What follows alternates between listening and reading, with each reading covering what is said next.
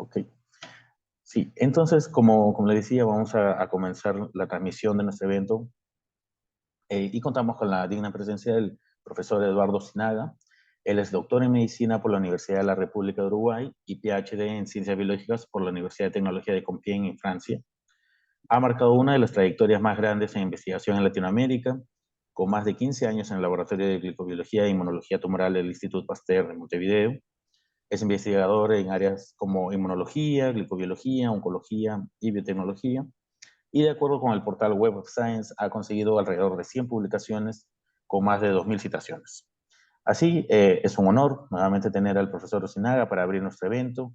Muchas gracias por haber aceptado nuestra invitación, por estar aquí y darnos un poco de su tiempo.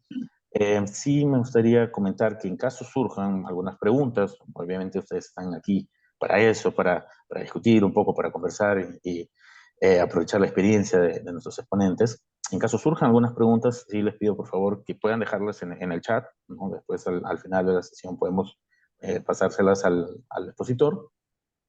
Y bueno, eso sería todo de mi parte. Yo volveré después. Muchas gracias, profesor Senaga. El micrófono es todo suyo. Bienvenido.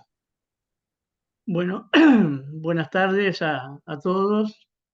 Gracias, Alexis, por tu amable presentación. También agradezco a los organizadores, donde también he tenido el gusto de conocer a Obermarín, que ha sido estudiante de algunos de nuestros cursos en Uruguay y ha dejado, bueno, una excelente impronta en sus actividades allá en Uruguay, acá en Uruguay, perdón, porque estoy en Montevideo.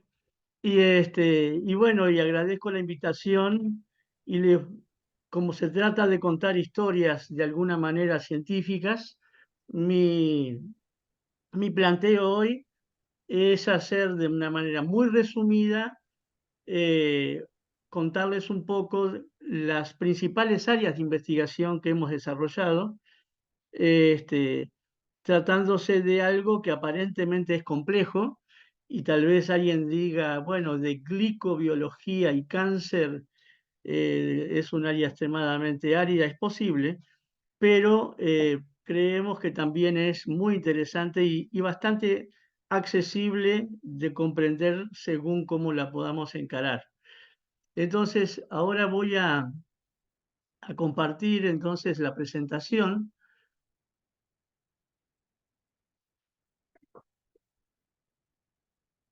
Entonces, el, el tema busca mostrar a partir de desarrollos de caracterización de glicoantígenos, mostrar cómo podemos desarrollar a nivel oncológico biomarcadores que puedan tener utilidad para el diagnóstico de cáncer, pero también ser la base de posibles estrategias terapéuticas. Y voy a resumir tres ejes de investigación a partir del trabajo inicial. Luego vamos a resumir tres áreas que creemos que pueden ser de interés para compartir con el auditorio. Y bueno, y esto tiene que ver con la glicobiología del cáncer, área en la que yo no tenía ninguna experiencia particular hasta que me encontré con un tema, que fue cuando generamos un anticuerpo monoclonal llamado 83D4.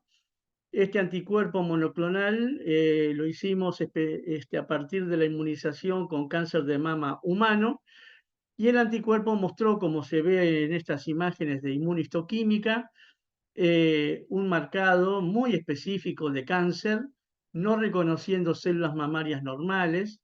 Inclusive aquí vemos en ganglios linfáticos metastásicos el marcado bien evidente de las células malignas y no el marcado de las células de origen hemopoyético.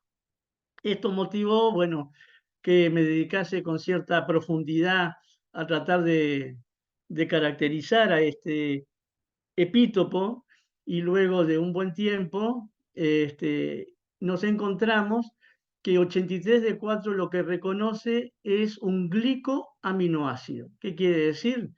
N-acetilgalactosamina unida sea acerina o treonina de la cadena peptídica. Esto se conoce como antígeno TN, y TN está entonces indicando el inicio de un proceso que es la O-glicosilación. Entonces, esto que vimos que era muy específico de cáncer, entonces, ¿por qué no lo vemos en células normales? Está TN, sí, está N-acetilgalactosamina siempre al inicio de la O-glicosilación, pero lo que ocurre en las células normales es que luego que TN se incorporan nuevos otros azúcares, hay una elongación de la cadena oligosacarídica, y esto lleva entonces a que un anticuerpo anti-TN aquí en células normales no reconozca, y sí lo puede hacer cuando TN está expuesto en las células tumorales. Y esto a su vez es reflejo de lo que ocurre con las mucinas, que normalmente son muy bien expresadas las cadenas oligosacarídicas, hasta pueden representar entre el 50 y al 80% del peso los carbohidratos de una mucina.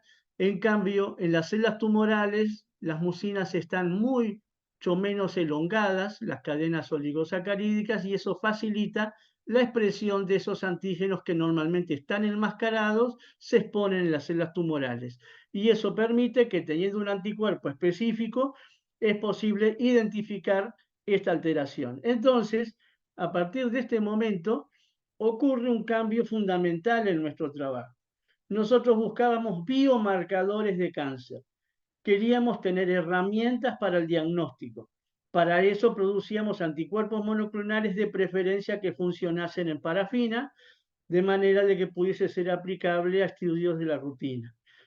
Pero a partir de ver que esto lo que reconocía era un proceso alterado de la glicosilación, ahí se abrieron preguntas y entramos en otra dimensión.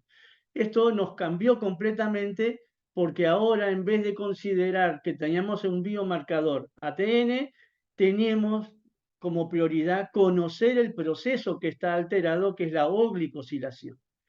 Entonces, si analizamos qué pasa en cáncer con la O-glicosilación, aquí tenemos serina o treonina, cadena peptídica. Por lo tanto, primer azúcar se forma, como decíamos, el antígeno TN, pero luego podemos tener hacia el TN, al antígeno T y otros, y ya desde el inicio de la formación de las cadenas sacarídicas en la O-glicosilación en cáncer, aparecen estructuras que son antígenos asociados a tumor, y los más importantes son el antígeno TN, el antígeno sialil TN, o sea, TN con ácido siálico en unión alfa 2,6, o si no, el antígeno T o TF, que es el antígeno TN con una galactosa para formar este antígeno. Esto lleva entonces a considerar al proceso de oglicosilación incompleta ya como un marcador de cáncer, y en particular muy frecuentemente alterado en los carcinomas. Desde el punto de vista biológico, ¿qué se sabe del antígeno TN? Además de que es un biomarcador específico de cáncer, que tiene importancia biológica porque se lo asocia también al desarrollo de las metástasis. Por lo tanto, no es sorpresa que en tumores, en algunos tipos de tumores con altos niveles de TN, la enfermedad sea más agresiva. Esto afecta al pronóstico del paciente, y de manera a su vez interesante desde el punto de vista práctico, se han desarrollado tanto vacunas utilizando al antígeno TN sintético, como anticuerpos anti-TN que pueden ser de utilidad en estrategias terapéuticas. Nosotros, desde el punto de vista de TN, podemos decir, es una estructura muy simple, es un glicoaminoácido, pero esta estructura tan simple es biológicamente compleja, porque participa pudiendo modular la señalización celular, receptores como el receptor de factor de crecimiento, según cómo está glicosilado, puede trasladar señales, puede señalizar de manera distinta, participa en fenómenos de adhesión, participa muy importantemente en la transición epitelio-mesenquimal, que es un proceso clave en la transformación maligna, y en los últimos años se ha visto que el antígeno TN puede tener un papel importantísimo en la inmunoevasión. ¿Por qué? Porque el antígeno TN puede ser reconocido por células dendríticas y en esa interacción generarse células dendríticas con función reguladora, con función supresora, y eso facilitar el inmunoescape tumoral. Entonces vemos una estructura bioquímicamente simple, pero biológicamente tiene una riqueza que no se esperaba simplemente por esta estructura analizado a nivel químico. Bien, ahora, ¿cómo procedimos nosotros? Tuvimos un anticuerpo monoclonal que nos daba satisfacción para poder detectar en inmunohistoquímica células tumorales in vitro, pero claro, tenemos una IgM de ratón, de manera de que si queríamos utilizar este anticuerpo para influir in vivo, teníamos lo peor, una IgM y además de ratón. Por lo tanto, no íbamos a pensar de que ese anticuerpo como tal podía ser utilizado para ser administrado a un animal, y mucho menos a un ser humano, porque las respuestas anti ratón rápidamente se iban a generar en el ser humano, y al mismo tiempo la parte efectora antitumoral iba a estar extremadamente comprometida. Una IgM tiene in vivo un rol mucho más débil que lo que puede ser una IgG, por ejemplo.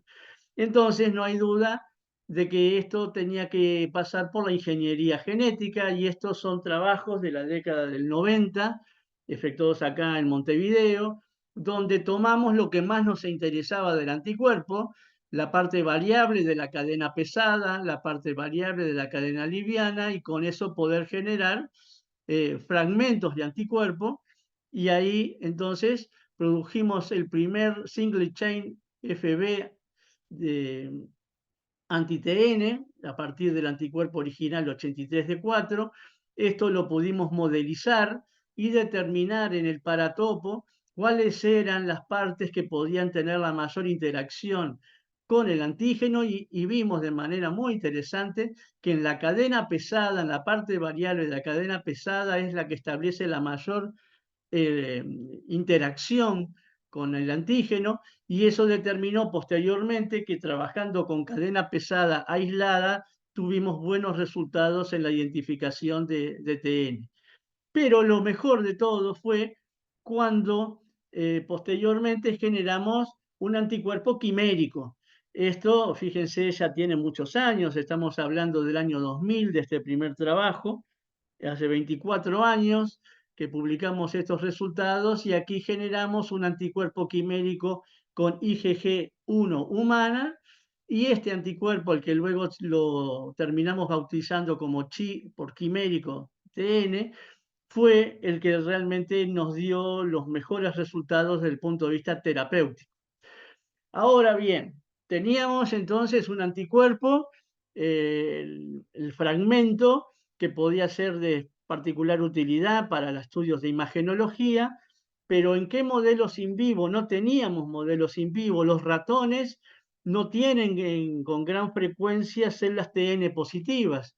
Entonces, tratamos de evaluar en modelos de carcinogénesis química en ratas, y generamos por carcinogénesis química con nitroso metil urea, ratas que las fuimos evaluando a nivel mamario en distintas etapas de la carcinogénesis. La mama normal es TN totalmente negativa en la inmunohistoquímica, pero ya durante de la carcinogénesis, aunque las células son morfológicamente normales, aparece ya inmunomarcado, y los tumores siempre eran intensamente TN positivos.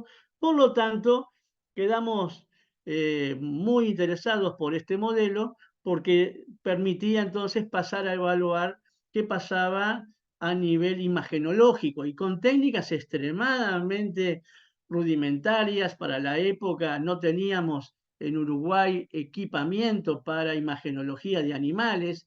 Esto se efectuó con equipo de evaluación para seres humanos, con una resolución que no tiene nada que ver con la actual, pero sí se podía ver ya que animales que tenían cáncer de mama eran muy bien detectados por el anticuerpo, mejor dicho, el fragmento de anticuerpo, el single chain, mientras que la mama de los animales controles no era detectada.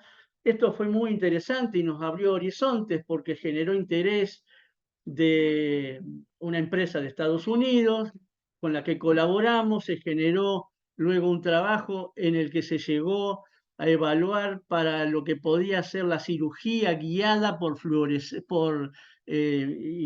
radiomarcado en pacientes con cáncer de mama para ver sobre todo si los ganglios linfáticos estaban colonizados o no por células tumorales previo a la cirugía, y esta patente se generó para esa aplicación. Y ya posteriormente pasamos a otros estudios más apropiados, con equipamiento específico para imagenología de animales.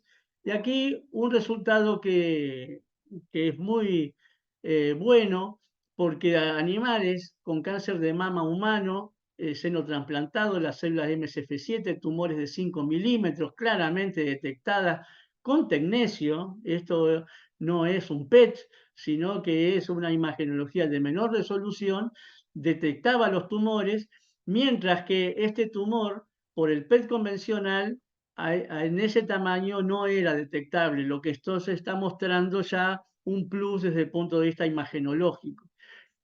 Ahí podemos hacer énfasis que no nos quedamos, obviamente, con el anticuerpo entero como nuestro ideal para la imagenología, porque es bien sabido que en imagenología han habido evoluciones importantísimas desde el punto de vista de la manipulación de los anticuerpos. ¿Por qué? Porque si nosotros analizamos, por ejemplo, como vemos aquí, para un anticuerpo entero, cuánto podemos ver localizado en el tumor, lo que está en amarillo, en la medida que pasan las horas, que pasan los días, este anticuerpo puede quedar retenido mucho tiempo en el tumor, y eso es muy bueno en terapia. Pero desde el punto de vista de un anticuerpo entero, el problema es que la eliminación sanguínea es lenta, entonces hay un background para obtener imagenología de alta resolución que no es bueno. Hay que esperar bastante tiempo, varios días desde que se inocula el anticuerpo, para tener buen contraste entre el tumor y sangre. Entonces, ¿cómo se va mejorando esto? Disminuyéndole el tamaño al anticuerpo. Y esto se puede disminuir generando fragmentos como el mini body o diabody. El diabody es un single chain en doble. Y aquí, ¿qué efecto tenemos? Por ejemplo, el mini body tiene muy buena localización tumoral y rápida eliminación del organismo, y el single chain mejor aún en la eliminación, aunque podemos tener menos retención por el tumor, y a partir de ahí entonces tenemos que estas moléculas en imagenología van ocupando un espacio, y no me puedo detener, estos son datos de los que tenemos confidencialidad, pero todo el mundo sabe que los nanoanticuerpos, los nanobodies, son un gran plus hoy para el estudio de imagenología molecular, particularmente, por ejemplo, con imagenología fluorescente, que es un desarrollo muy interesante. Ahora bien, dejemos lo imagenológico y pasemos a la principal expectativa que uno puede tener.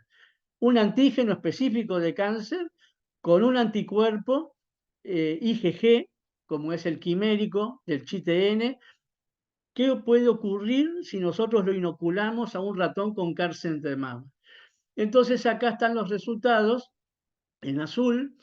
Las células tumorales fueron inoculadas inicialmente en el ratón y posteriormente recibieron el anticuerpo quimérico.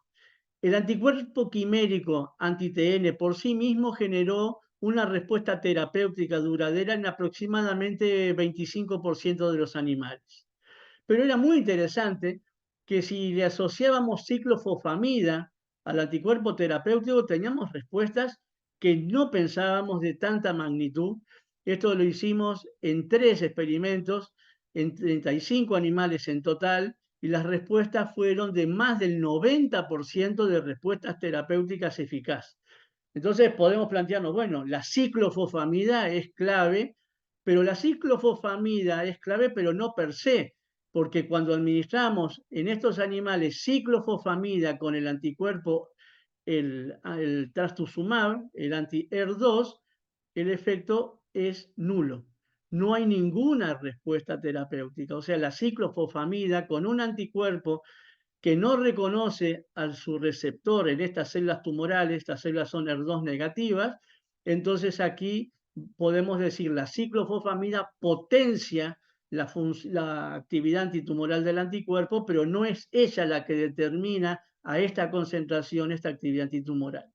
Entonces ahí pasamos a tratar de disecar y ver qué pasaba con la inmunosinapsis, el reconocimiento de las células tumorales por las células leucocitarias, y aquí se ve en presencia de ChTN, esto se establece claramente, se ve sin duda, con el anticuerpo, el trastuzumab, que es el que se utilizó acá junto con la ciclofosfamida, el trastuzumab, que no reconoce a estas células tumorales, aquí no vemos esas inmunosinapsis. Entonces aquí luego pudimos tratar de evidenciar con mejor resolución cuáles eran las células involucradas y veíamos que participaban tanto macrófagos como neutrófilos, también algunas veces linfocitos B, en este efecto antitumoral y no tanto como esperábamos a las natural killers. Y ese es un tema en sí mismo muy interesante que podemos llegar a discutir. Pero tengo que quemar etapas porque el tiempo si no, no nos va a dar. Otro efecto interesante fue cuando observamos que cuando las células tumorales las poníamos, las incubábamos con el anticuerpo entraba, se internalizaba. Estos son estudios de citometría de flujo, FACS. Aquí al principio está el anticuerpo y luego vamos viendo que el anticuerpo va desapareciendo de la superficie rápidamente e imaginológicamente aquí se ve, por ejemplo, en estas células de ovario, al principio, todo lo que está en violeta es anticuerpo de membrana. A los 5 minutos ya empezamos a ver anticuerpos dentro de la célula, y ni hablar a los 10 minutos, y luego vemos una gran cantidad a la hora.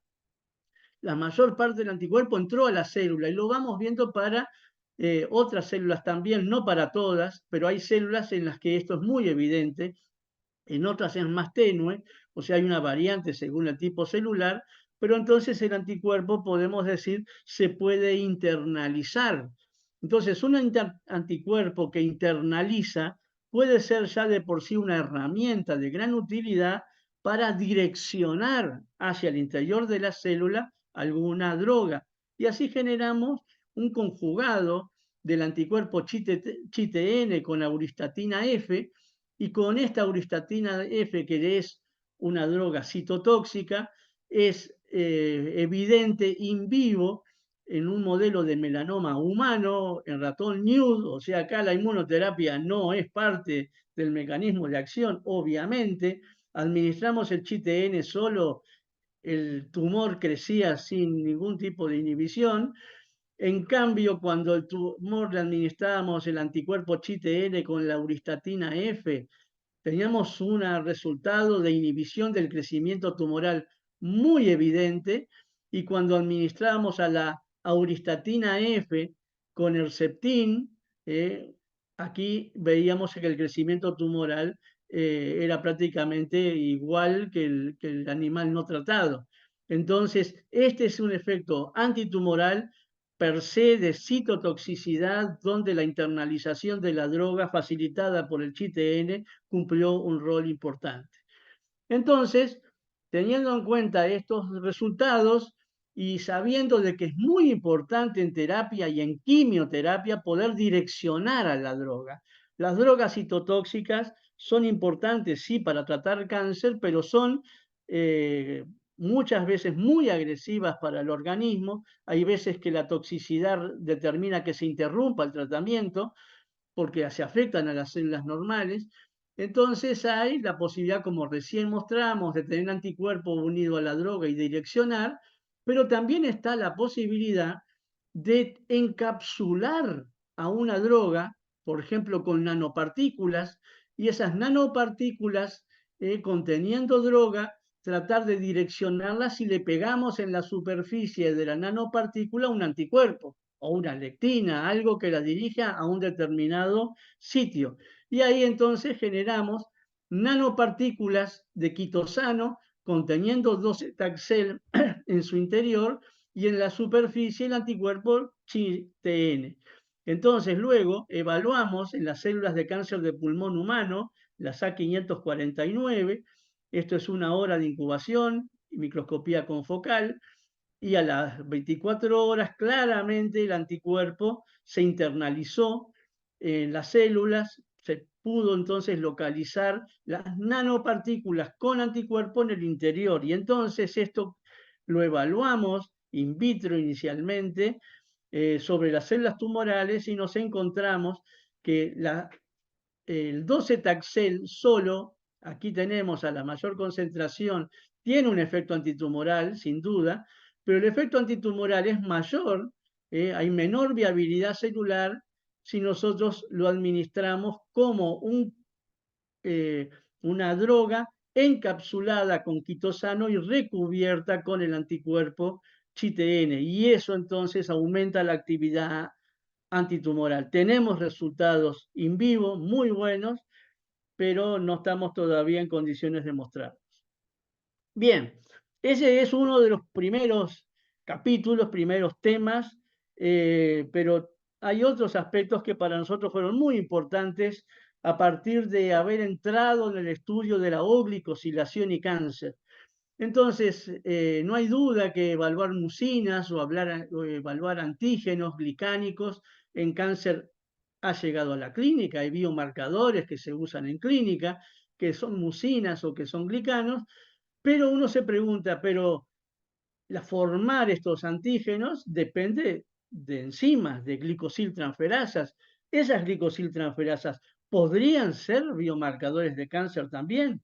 Bueno, y entonces, ¿cuáles son las glicosiltransferasas de mayor interés para nuestro tema? Entonces vemos que son las glicosiltransferasas que, teniendo una cadena peptídica, con serina o treonina, le incorporan N-acetilgalactosamina, GalNAc, para generar el antígeno TN. Entonces, esta reacción es de una enorme complejidad porque existen 20 isoenzimas diferentes en humanos que son capaces de catalizar esa reacción, pero reconociendo sustratos distintos, localización en unos tejidos y en otros no. Y entonces es todo un tema que a su vez ha permitido la identificación de familias de estas GalNAc transferasas, de estas glicosiltransferasas, y aquí simplemente ya vemos la homología que puede haber entre algunos miembros, y aquí destacamos la T1 y la T13, por ejemplo, son dos glicosiltransferasas que se parecen mucho, tanto como que el 84% de la secuencia aminoácidica está compartida. Veremos después qué relevancia tiene eso. Entonces nosotros ingresamos a estudiar glicosiltransferasas, me salté un poco las etapas previas, cómo llegamos a identificar cuáles y para qué tumor, simplemente mostramos algunos datos que fueron y son relevantes, y el primero a destacar es lo que ocurrió con la GalNAc T6 en estudios de biopsia líquida que hicimos en células tumorales circulantes. Esta enzima, cuando la detectamos en pacientes con cáncer de mama, vemos que en las pacientes con cáncer de mama sin ganglios, o sea, son las que tienen la mejor chance de sobrevida, cuando la T6 era negativa, la sobrevida fue excelente, hasta más de 100 meses de seguimiento. En cambio, pacientes con ganglios negativos, pero T6 positiva, veíamos que la sobrevida de las pacientes disminuía significativamente, lo que estaba indicando entonces que esta enzima, además de ser un biomarcador, podría estar relacionada con la agresividad. Posteriormente, desarrollamos un anticuerpo monoclonal específico para la GalNAc-T6, vemos el marcado de las células tumorales, acá hay un canalículo mamario normal no marcado, inclusive aquí hay un cáncer de mama y un fibroadenoma vecino, un tumor benigno vecino, el tumor benigno no está marcado y el cáncer de mama sí lo está de manera bien evidente. Hay algunas patologías benignas que tienen marcado, sí, pero son pocas. La gran mayoría de los tumores benignos son negativos. Entonces, luego, no nosotros, otros autores que siguieron evaluando la galnacte-6 en cáncer de mama, comprobaron que esta enzima está relacionado con la glicosilación en la transición epitelio-mesenquimal, particularmente con la formación de la fibronectina oncofetal de gran importancia en cáncer y es catalizada específicamente por galnacte-6. Bien, dentro de este grupo de enzimas, la historia más interesante, sin duda, es la que observamos con la galnacte-13. Esto nació en una estadía en Francia de la autora Nora Berois, donde estudiando en el Instituto Gustave Roussy modelos de neuroblastoma metastásico y de tumor primario. Esto provenía de un niño con neuroblastoma y las células se inocularon en animales, en ratones NUD, y se establecieron entonces lesiones de tumor que creció y células que se diseminaron por la sangre. Entonces, en el laboratorio del Gustave Roussy, los investigadores compararon, hicieron la expresión en array, compararon en array de expresión génica cómo era la expresión de los genes entre el tumor primario y las células metastásicas. Y la sorpresa fue cuando vieron que el gen más sobreexpresado en las células metastásicas era la enzima galnacte-13, de la misma familia que estábamos hablando, del inicio de la oglicosilación, se expresaba 12 veces más en las células metastásicas que en las del tumor primario. Eso llevó entonces a que pusiésemos mucha energía en optimizar procedimientos para identificar a galnacte-13, tanto por biología molecular como por la producción de anticuerpos específicos, y entonces ahí el primer estudio se hizo a nivel clínico en niños con neuroblastoma y se observó que cuando se detectaba galnacte-13 era peor la evolución clínica de los niños T13 positivos comparado con los T13 negativos, y esto era similar a lo que se observaba estadísticamente con los marcadores de referencia como la GD2 sintetasa para neuroblastoma. Posteriormente, esto es aún no publicado, pero lo podemos comentar, hicimos una colaboración con el profesor Wistuba del MD Anderson en Houston y estudiamos 430 pacientes con cáncer de pulmón que tenían un seguimiento promedio de 7 años y ahí encontramos un resultado realmente interesante, que en estos pacientes cuando los tumores eran positivos, particularmente en los adenocarcinomas que estaban recibiendo quimioterapia previo a la cirugía, cuando T3 era positiva, fíjense, la sobrevida era muy mala, comparado cuando el tumor no tenía galnacte-13. Entonces esto estaba abriendo otra pregunta. Estaba planteando la posibilidad de que pudiese tratarse de una enzima relacionada con la resistencia a la quimioterapia. Para poder validar esto, generamos en laboratorio, en el Instituto Pasteur, células donde no se expresaba galnacte-13 por la técnica de CRISPR-Cas9, y entonces tenemos las células de cáncer de pulmón humano, T13 positivas, T13 negativas. Esto también se comprueba con la fluorescencia entre la T13 positiva y la T13 negativa, y entonces aquí efectuamos el tratamiento con drogas antitumorales in vitro y vimos que la viabilidad celular, cuando estudiamos las células que expresan T13, las que expresan T13 son claramente más resistentes a la droga antitumoral, mientras que las que tienen T13 noqueada, no expresada, mutada, tenemos ahí la sensibilidad aumenta. Esto coexiste, es totalmente coherente con los datos que se habían visto en los pacientes,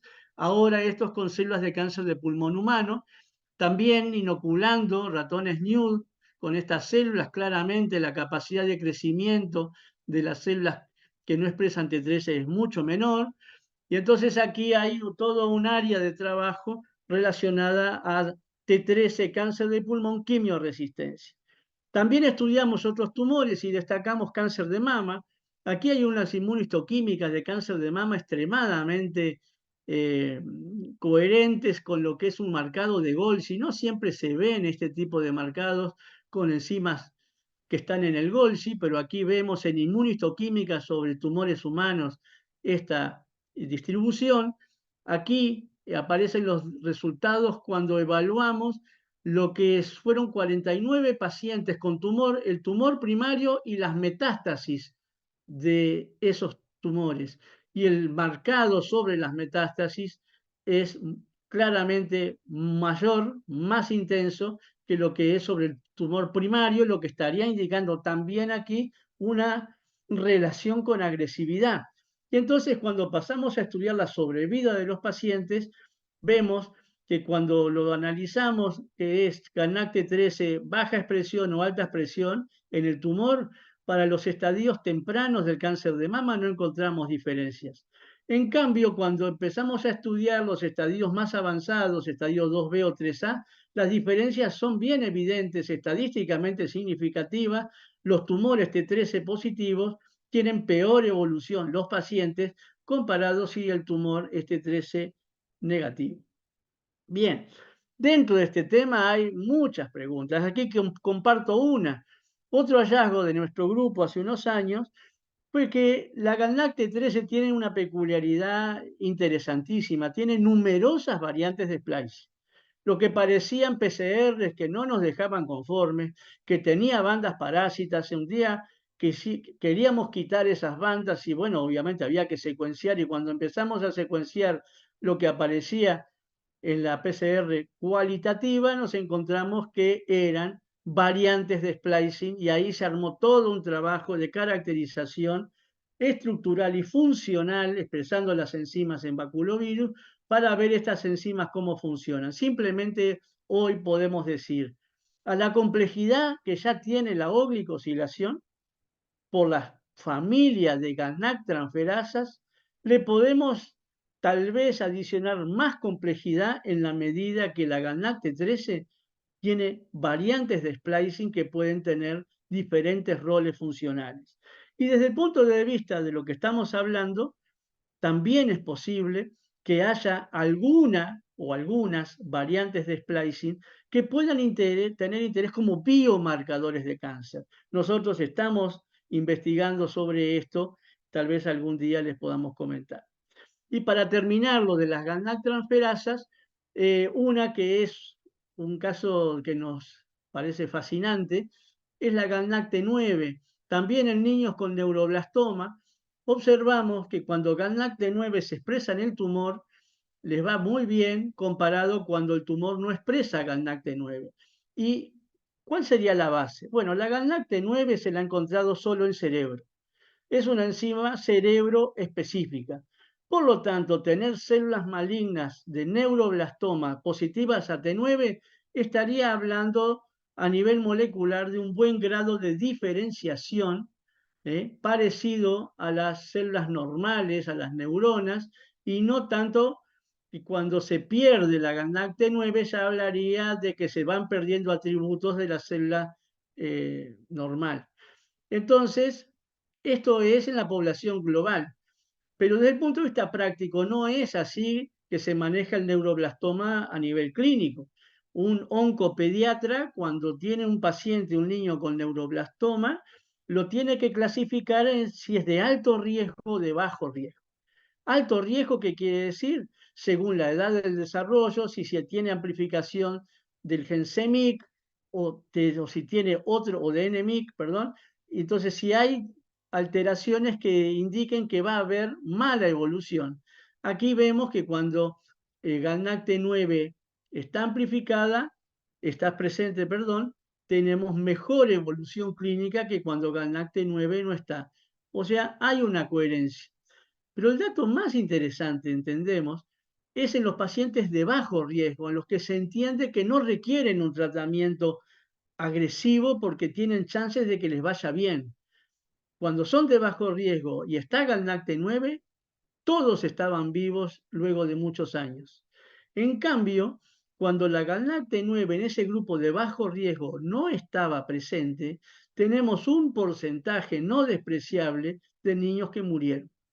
Entonces, acá viene el interés de tener la posibilidad de evaluar Galnacte 9, el neuroblastoma, sobre todo cuando se trata de pacientes con bajo riesgo, para ver entonces si en estos de bajo riesgo con T9 negativa no tenemos que tener algún cuidado adicional desde el punto de vista del tratamiento y del seguimiento.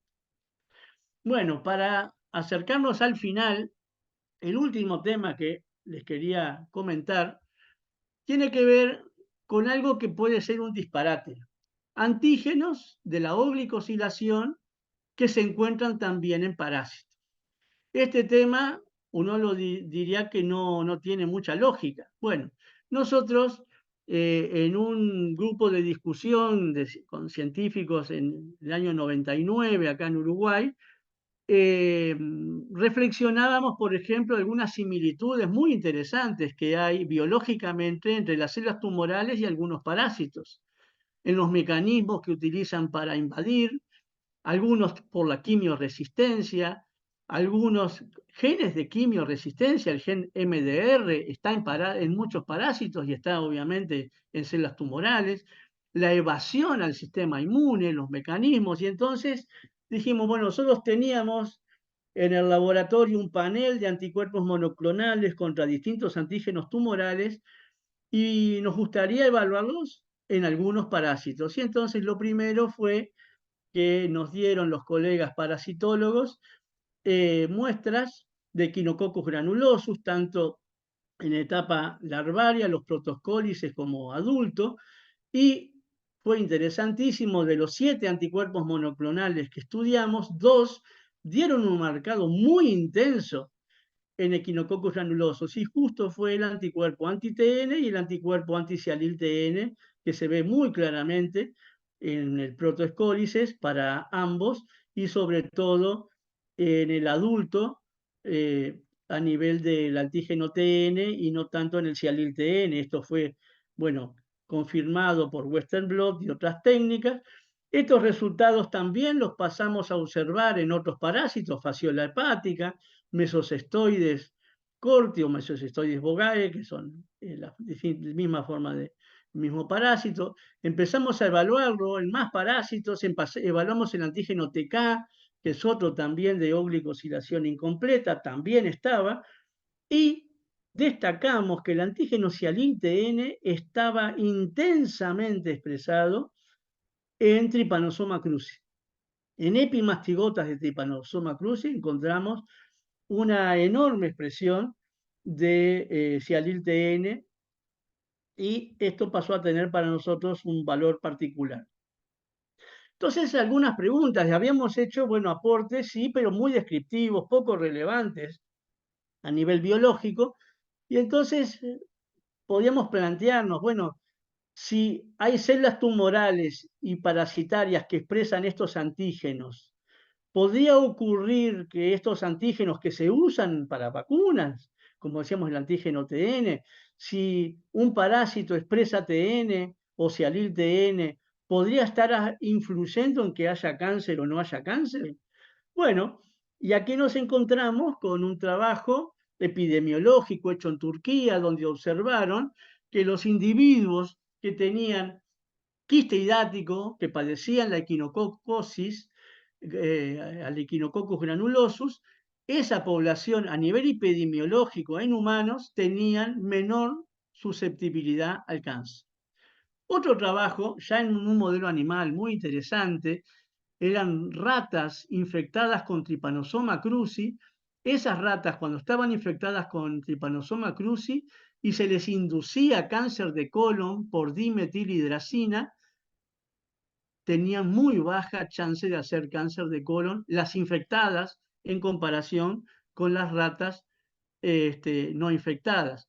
Y esto fue una coincidencia porque nosotros en Montevideo, así como habíamos puesto a punto el modelo de la nitrosometilurea en cáncer de mama para estudiar TN, el doctor Edgardo Berriel, un cirujano que hizo su tesis de maestría en este tema, en cáncer de colon inducido químicamente, estudió la carcinogénesis colónica y observó que eran tumores que expresaban Sialil-TN de manera muy evidente, siendo el colon normal negativo y luego las lesiones displásicas y los tumores eran Sialil-TN positivos. Y entonces dijimos, bueno, el tripanosoma tiene Sialil-TN, la infección por tripanosoma puede inducir protección contra este tumor y justo el tumor que estamos viendo tiene Sialil-TN por el estudio que habíamos hecho en Montevideo.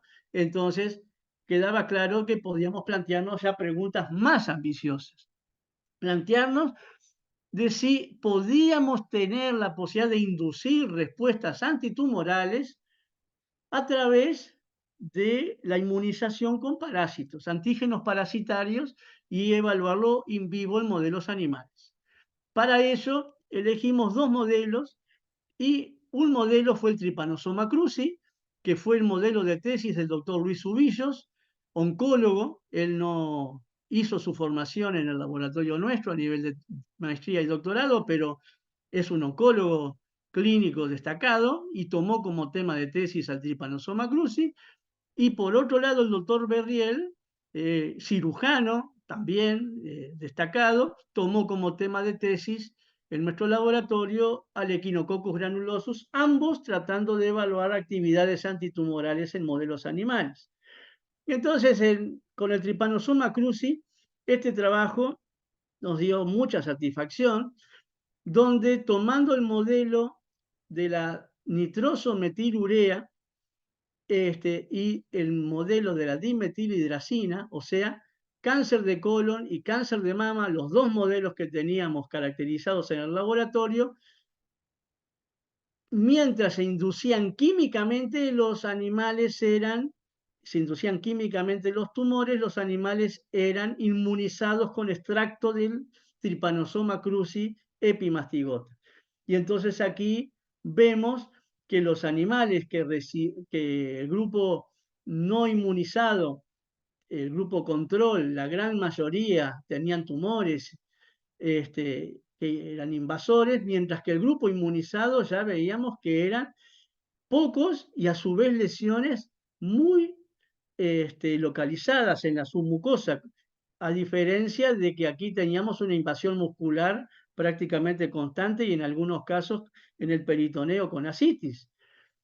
Otro dato interesantísimo, cuando empezamos a hacer las inmunistoquímicas con anticuerpos anti-Trypanosoma cruzi, evaluado sobre tejido tanto de rata tumoral como de seres humanos, tumores humanos, nos encontramos imágenes sorprendentes.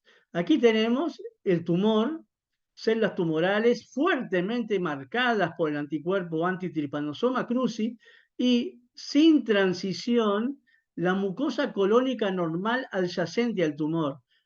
Aquí el tumor está intensamente marcado y esta mucosa está completamente libre de marca, o sea, los antígenos están diferencialmente expresados y compartidos a nivel de lo que es reconocido por el Trypanosoma cruzi, compartido con cáncer y no con las células normales. Bueno, y esto aquí, obviamente tenemos los controles respectivos, la mucosa colónica normal a distancia no era positiva, acá tenemos un cáncer de colon en más detalle. Con cáncer de mama, los mismos resultados, teníamos una serie un poco menor, pero vemos claramente la cantidad de tumores y qué tamaño, 26 milímetros, 23, 23, comparado con un único tumor de 4 milímetros en el grupo inmunizado. A nivel del tejido, lo mismo.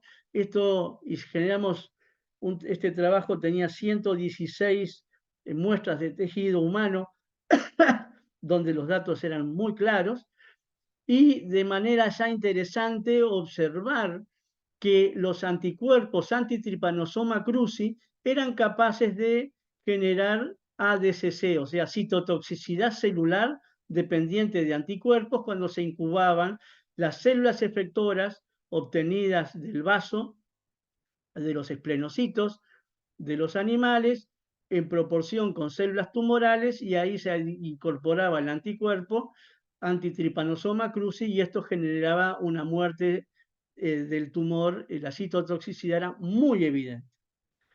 Esto fue solamente preventivo, profiláctico. Eran animales que fueron tratados previo a que tengan tumores, fueron de alguna manera vacunados con tripanosoma para ver qué pasaba. Luego de esa etapa dijimos, bueno, tenemos que pasar a otro modelo donde el animal pueda ser evaluado también a nivel terapéutico. Y ahí entonces trabajar con ratones, con cáncer, con células tumorales inoculadas en cantidad conocida, y ahí ver qué pasa. Entonces, validamos primero que el modelo preventivo también fue muy evidente con el tripanosoma previo a la inoculación de células tumorales, o sea, se vacunaba antes y aquí se inoculan las células LL2 de cáncer de pulmón de ratón. Y en el modelo terapéutico, obviamente, primero se inocularon las células tumorales y luego 3 inoculaciones al día 4, 7 y 11 con Trypanosoma cruzi, y tuvimos una disminución significativa de la cantidad de tumores y, sobre todo, lo más importante, la sobrevida, donde los animales con tripanosoma, algunos tuvieron una larga sobrevida. Si empezamos a ver luego, como todo esto vino con lo glico, la relación de glicoconjugados compartidos entre cáncer y parásitos, nos preguntamos, pero lo glico tendrá que ver con estas respuestas antitumorales y la terapia. Entonces, para tener una primera idea, lo que hay que hacer es romper los carbohidratos, y para eso se trata oxidando con metaperiodato. Entonces, el metaperiodato genera una ruptura de la cadena carbohidrata, y los animales, entonces, tumores, volumen tumoral del grupo control, esto tratado con tripanosoma, por supuesto menos, pero si tratamos al tripanosoma previamente con metaperiodato, la oxidación ya lleva a que no hay protección prácticamente, porque los tumores pueden ser grandes, y sin duda, destacado, tenemos que los animales donde el tripanosoma está intacto tienen esta respuesta terapéutica muy evidente, pero si el tripanosoma es tratado para romper los carbohidratos, la respuesta terapéutica se pierde. Ese dato entonces nos orientó. No quiere decir que solo los azúcares estén siendo parte, pero nadie puede dudar que los azúcares están cumpliendo un papel clave en este tipo de respuesta. Cambiamos de parásito. Con la tesis de Edgardo Berriel, en cáncer de colon inicialmente, el modelo preventivo, bueno, usábamos líquido hidático y los obteníamos de seres humanos, de la hidatidosis, líquido hidático que no había sufrido, se podía obtener sin problemas, el líquido límpido, y ese lo centrifugábamos y lo utilizábamos para inocular a los animales, y entonces aquí teníamos respuestas claramente efectivas en el modelo profiláctico. Inclusive inoculamos nuevamente células tumorales, es el cáncer de colon CT26, luego de 3 meses, y todas las células tumorales eran rechazadas, o sea, no había reaparición tumoral, había sido una protección con una memoria muy importante. El modelo terapéutico tenemos también resultados de ese tipo, y entonces pasamos a algo más de conocer los detalles también, entonces entrar y esto a disecar un poco más cuáles pueden ser los mecanismos involucrados, cuáles pueden ser las células. Entonces acá tenemos con el grupo control con PBS, el grupo control con líquido hidático. Fíjense, la diferencia es enorme en tamaño tumoral. A su vez, la cantidad de animales que hicieron tumores, acá 6 de 16, acá 10 de 16. Cuando se trata con el metaperiodato, se hace la oxidación, se perdió. Esto lo tenemos que comparar con esto. Claramente no hay un efecto ahora conservado, y sin duda lo más importante es evaluar la sobrevida, y aquí la sobrevida del animal con los carbohidratos afectados es igual al grupo que no tuvo nada de tratamiento. En cambio, tenemos el grupo que sí tuvo protección por el líquido hidratico. Si evaluamos luego cuáles pueden ser las células involucradas, nosotros veíamos una riqueza de natural killer en el microambiente tumoral, en los inmunizados. Entonces lo que hicimos fue un tratamiento con anticuerpos anti-natural killer en el momento que se hacía el tratamiento. O sea, el grupo control PBS, acá lo tenemos, el animal que recibió el líquido hidratico, aquí está, y el animal que recibió el líquido hidratico con, además, el animal con anti-natural killer, un anticuerpo anti-NK1. Entonces aquí se inhibe la acción antitumoral, por lo cual es una pista importante de que estas células están cumpliendo un rol desde el punto de vista del efecto terapéutico inducido por el Echinococcus granulosus, por el líquido hidratico. Entonces, sobre esto uno podría decir, bueno, ¿podemos tener vacunas antitumorales a partir de parásitos? Es una posibilidad que cada vez tiene más solidez. Lo que nunca haríamos sería administrarle un parásito, porque las razones de bioseguridad, los controles éticos, eso ya hoy es imposible pensar de que uno le va a administrar un parásito a un individuo para tratar de protegerlo del cáncer. Eso no existe.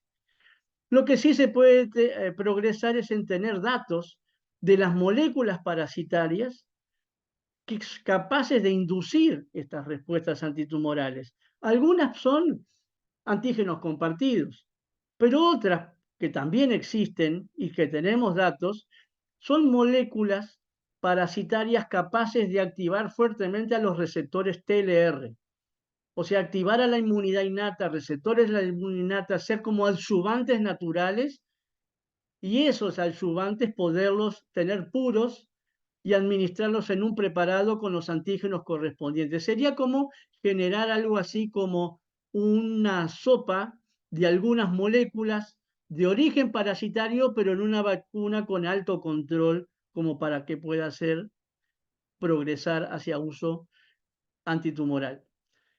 Y uno diría, pero esto de los microorganismos contra el cáncer, ¿es una novedad? La verdad que no es una novedad. De hecho, es muy conocido que el primer tipo de inmunoterapia, el gran responsable fue William Coley, que sus estudios en 1894, utilizando Streptococcus de pacientes que tenían erisipela, él vio que cuando estos microorganismos estaban presentes había tumores, pero sobre todo sarcomas, que podían regresar. Y hoy no tenemos duda de que hay bacterias contra el cáncer aprobadas por la FDA desde hace ya muchos años. En el año 90 la FDA aprobó el BCG, el bacilo de Calmette-Guerin, para el uso en cáncer de vejiga superficial. Es un tratamiento que tiene un efecto inmunológico y se administra en pacientes con cáncer de vejiga. Tenemos ya virus oncolíticos, virus contra el cáncer que han sido aprobados por la FDA para uso antitumoral. Entonces aquí tenemos claramente que hay mecanismos que el propio virus per se mata células tumorales, pero sobre todo genera la aparición de células inmunocompetentes ahora contra ese tumor ante las señales de activación del sistema inmune y de las células tumorales muertas, de manera que se genera una respuesta inmune contra el tumor a partir del virus oncolítico.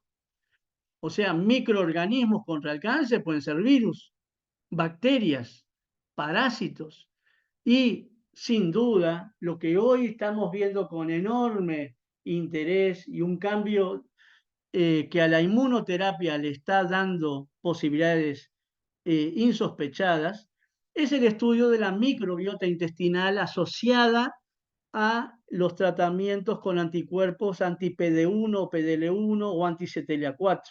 Y aquí tomo simplemente algo que sale del ratón, de esto todo el mundo habla, todo el mundo sabe, y simplemente para recordar que ya hubieron hace pocos años los primeros ensayos fase 1 de individuos no respondedores a la inmunoterapia que recibieron un trasplante fecal proveniente de individuos que habían respondido a la inmunoterapia, y de ese trasplante fecal, del respondedor al que había sido refractario, ahora el refractario se transformó en algunos casos en respondedor, simplemente transfiriéndole microorganismos del que había respondido. Esto es extremadamente fuerte. No se trata de trasplante entre ratoncitos, esto es entre seres humanos y es para un tratamiento que tiene además, cuando funciona, efectos extraordinarios. Entonces, una reflexión, porque nosotros aquí vieron que iniciamos con una pregunta irrelevante en biología, casi, que era decir, vamos a tratar de tener algún anticuerpo que sirva para diagnóstico, un monoclonal para diagnóstico, y si es de cáncer de mama, perfecto. Pero a partir de esa herramienta, el ver la herramienta no como herramienta, sino que encontrar que lo más importante era luego la pregunta que se abría con lo que no conocíamos, que era la oglicosilación, y a partir de ahí seguir la reflexión en un equipo multidisciplinario que agradezco muchísimo el haber podido la suerte de integrar, viene esta reflexión de François Jacob, destacadísimo biólogo y médico. Primero fue médico, pero luego fue biólogo, recibió el premio Nobel a los 45 años, fíjense, el premio Nobel de Medicina en el año 65 por sus aportes a la regulación de la expresión génica, y él expresaba que en biología muchas veces el desarrollo de la herramienta precede al concepto. Y eso de alguna manera es parte de lo que a mí me tocó vivir. Esto es una muy breve referencia a toda la gente que me ha acompañado. Algunos fueron tesistas, otros co-investigadores de todas las disciplinas, pero no quedamos enquistados solo en Uruguay. Hemos tenido una rica colaboración con Francia, tanto con el Instituto Pasteur, con el Instituto Curie, con el Gustave Roussy, con Estados Unidos, con el MD Anderson, y fundamental aporte también de Henry Clausen en el Centro de Glicómica de Copenhague. Así que bueno, gracias por el tiempo. Muchas gracias a usted, profesor Osinaga, por la brillante presentación, por todas las historias que nos ha resumido, ¿no? En este tiempo que tenemos para la primera sesión de este día. Bueno, voy a pasarle una de las preguntas que ya tenemos aquí en el chat. Aprovecho en comentar a nuestros asistentes que en caso tengan preguntas pueden irlas colocando conforme vamos repasando las preguntas y vamos a tener una respuesta, se puede estimular la discusión, ¿no? Justamente de eso se trata, hacerlo interactivo, ¿no? Pues bien, tenemos comentario de César, él dice, buenas noches, gracias por la conferencia. Considerando que los tumores humanos son genéticamente heterogéneos, se ha estudiado si subtipos tumorales específicos dentro de cáncer de colon, mama o entre otros son más responsivos a las terapias descritas. También me gustaría saber si otros parámetros como la edad y el sexo tienen influencia en esta respuesta.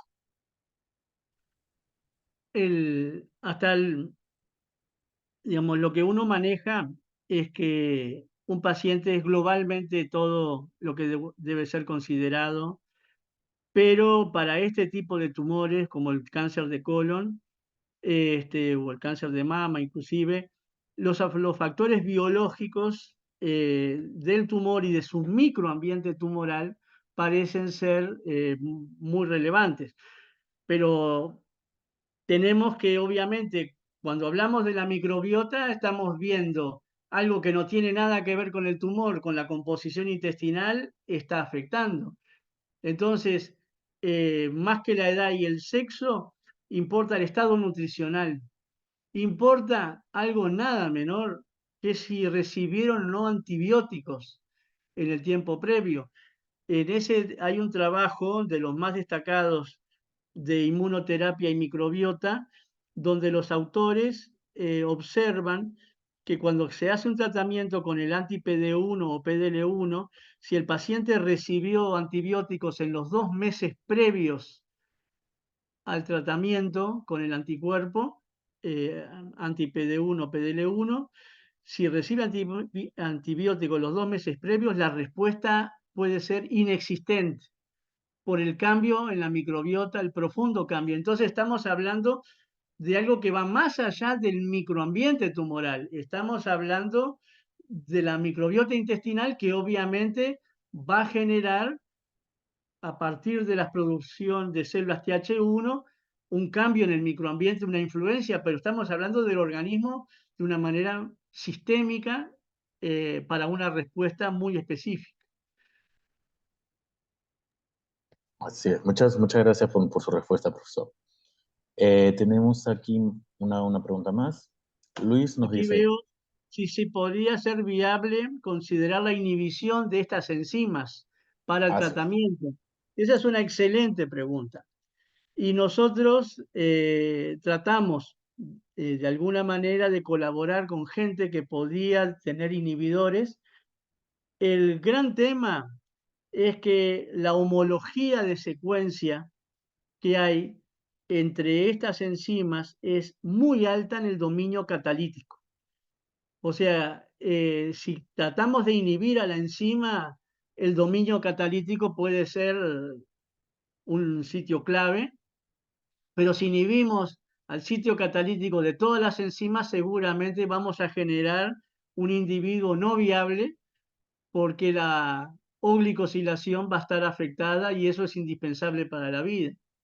Entonces, se busca poder inhibir a otro nivel, pero todavía no hay inhibidores que hayan mostrado esa utilidad, pero seguramente no se descarta que con los progresos que, eh, que han existido en química, y tengo que nombrar a Caroline Bertozzi. Caroline Bertozzi es una química que recibió el premio Nobel por sus aportes a la química y a la bioquímica de carbohidratos también, hace 4 años, y ella ha sido una activa investigadora en este tipo de mecanismos. Todavía no hay nada que haya llegado a ser comunicado como de utilidad para inhibir las enzimas selectivamente. entiendo. Gracias, profesor. Acoplando un poco esta pregunta, ¿no? Quería aprovechar en discutir un punto, ¿no? Se habla mucho de la versatilidad de estas proteínas glicosiladas, de las capacidades que tendríamos para detectarlas. ¿Cómo usted vería esa detección probable a través de biopsias líquidas, por ejemplo? ¿No? Bien, la detección en biopsia líquida, nosotros aquí ya lo primero que mostramos lo hicimos en células tumorales circulantes con la GalNAc-T6, que son los datos que publicamos. Tenemos datos no publicados con la GalNAc-T13 para cáncer de pulmón, también en células tumorales circulantes, y datos menos profundos, pero bastante buenos en la parte inicial, con la detección de esta enzima también en los exosomas circulantes. Las microvesículas circulantes y en particular los exosomas están teniendo un enorme interés en biopsia líquida. Y ahí hemos estudiado esta enzima, los resultados entre los pacientes han mostrado bastante concordancia con las células tumorales circulantes, pero no tenemos todavía conclusiones porque el número de pacientes con exosomas no supera algunas decenas, así que todavía falta para poder concluir, pero estas enzimas son muy atractivas para biopsia líquida, en particular porque hay algunas que son muy específicas de cáncer. En la biopsia líquida lo que hay que seleccionar es un marcador que no esté en las células sanguíneas normales. Entonces, tener a la galnacte-13, que la galnacte-13 también normalmente está solo en el cerebro, pero hemos visto que hay tumores que la expresan y no las células normales de ese tumor. Entonces, la galnacte-13 tiene ese atractivo de la especificidad per se, este, y por eso queremos de alguna manera profundizar en su evaluación. Claro, claro. Justo ahora más temprano estaba conversando con la doctora Freire, que imagina, es una persona allegada también allá al instituto, la doctora Teresa, eh, y estábamos hablando justamente de los pros y los contras, ¿no? Porque uno habla en biopsias líquidas, se tiene los componentes que están plenamente circulantes, ¿no? Como materiales libres, inclusive proteínas, glicosiladas, o secciones de RNA, pero también están aquellos encapsulados, ¿no? Como usted bien mencionó, vesículas extracelulares, microvesículos, exosomas. En ese caso, lo que sabemos es que la formación o la inclusión de proteínas en la membrana o inclusive en el espacio corona, que ahora se llama, no son proteínas que están como alrededor simplemente, no necesariamente ancladas, eh, puede condicionar la biodistribución de estas vesículas o de estos exosomas, ¿no? Eh, ¿Usted cree que tendríamos sensibilidad o cómo usted ve la sensibilidad de las técnicas que manejamos hoy en día para detectar a ese nivel, ¿no? A nivel de vesículos extracelulares o a nivel de exosomas, siendo que inclusive ahora sabemos que hay subpoblaciones, ¿no? Totalmente. Hay clones tumorales y cada uno expresa o puede expresar subpoblaciones diferentes, ¿no? ¿Usted cree Claro. que tenemos ya la tecnología necesaria para ver Claro. eso? Lo que ocurre es que cuando tú haces un estudio en biopsia líquida, tu muestra es una representación del caudal tumoral total. Entonces, puedes tener ahí exosomas o microvesículas provenientes de un tumor primario, de una metástasis ósea, de una metástasis hepática. eh, entonces, la pregunta tiene muchas interrogantes adicionales, porque varía según el tipo celular, qué tipo de vesículas va a predominar lo que va a producir, varía de acuerdo incluso al tipo histológico de tumor, seguramente sí.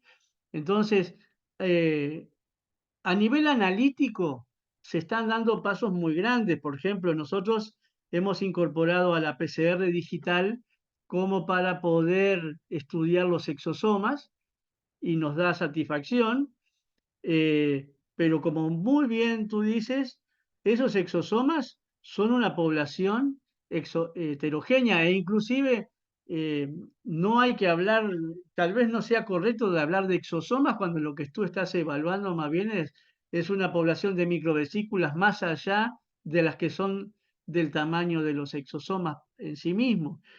Entonces, a mí, desde el punto de vista práctico, me parece que no hay factibilidad clara de, a partir de una muestra de sangre donde están los componentes que han venido de las distintas fuentes tumorales que tiene un individuo, la posibilidad de separar. Tal vez lo que sí pueda separar son fracciones de las microvesículas y ver si hay unas más relevantes que otras.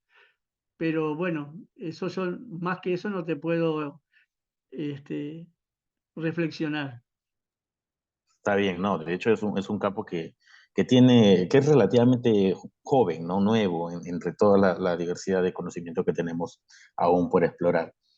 Solo voy a transmitir aquí una respuesta de Luis. Comentó si tal vez, bueno, más adelante, ¿no? Siguiendo la pregunta que había realizado sobre los inhibidores, se podría trabajar con modelos en sílico.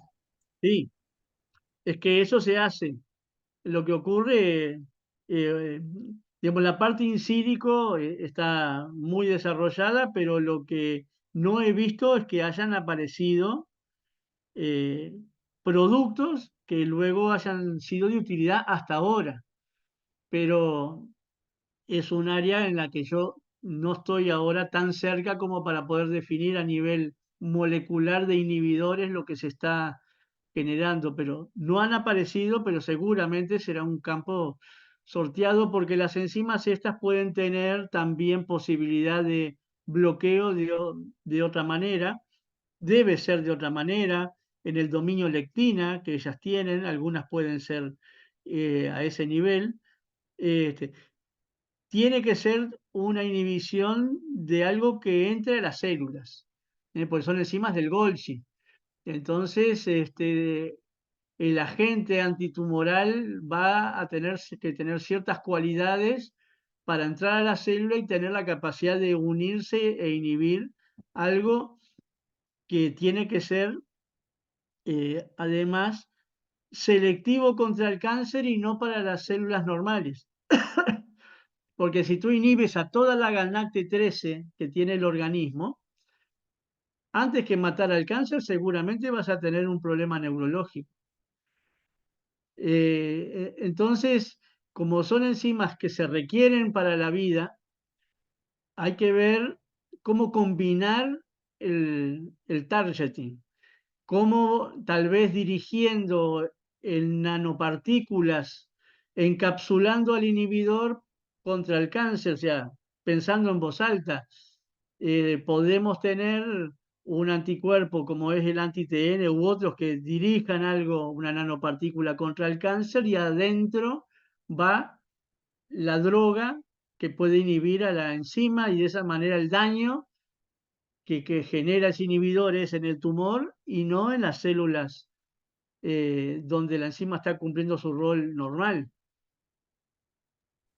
Sí, de hecho, voy a continuar su línea de pensamiento para comentar que en mi tesis encontramos que pacientes con cáncer de mama expresan marcadores potenciales similares a TN en el plasma y en las vesículas que son aisladas del plasma. Eso es un hallazgo que de hecho tiene mucho para continuar. Y bueno, Sí, bueno, muchas gracias. En este momento voy a darle un breve pase a mi compañero Over, justamente para hacer el cierre de esta sesión y también intercambiar unas palabras. Over, por favor. No, como dijo el doctor Osinaga al inicio, es grato, doctor, volver a verlo después de unos cuantos años que estuve por Uruguay. Siempre es bastante grato escuchar sus palabras, escuchar sus ponencias. Siempre uno se actualiza en muchos temas. No estoy muy familiarizado con ellos, como Alexis, que ha hecho bastantes preguntas, pero es un campo que realmente está avanzando. Probablemente en un futuro muy cercano, quizás aquí en Perú, también podamos, y me incluyo en ese grupo de podamos hacer ese tipo de análisis. Importante, creo para mí como inmunólogo, todo el background que usted ha dado, muy resumido de todo su experiencia y su trabajo en laboratorio, que creo que para los participantes, que la mayoría son estudiantes de pre y posgrado, ya tienen una idea más clara de qué es lo mucho que se puede hacer en inmunología, inmunoterapia, el cáncer, y nada, agradecerle su participación desde el primer momento en que yo como representante de IMUCA le escribimos para que usted nos apoye con esta conferencia. Nos respondió que estaba encantado de hacerlo y realmente es grato que su presentación haya sido la que inaugure este grandioso evento. Cuídese bastante, mucha salud para usted, para todo su equipo y esperamos, quizás también con Alexis muy pronto poder encontrarnos por Montevideo para poder conversar más sobre este tema y, por qué no, más adelante ver algunas colaboraciones. Un gusto, doctor Osinaga. Muchísimas gracias por todo su apoyo. Estaremos nuevamente en comunicación. Gracias.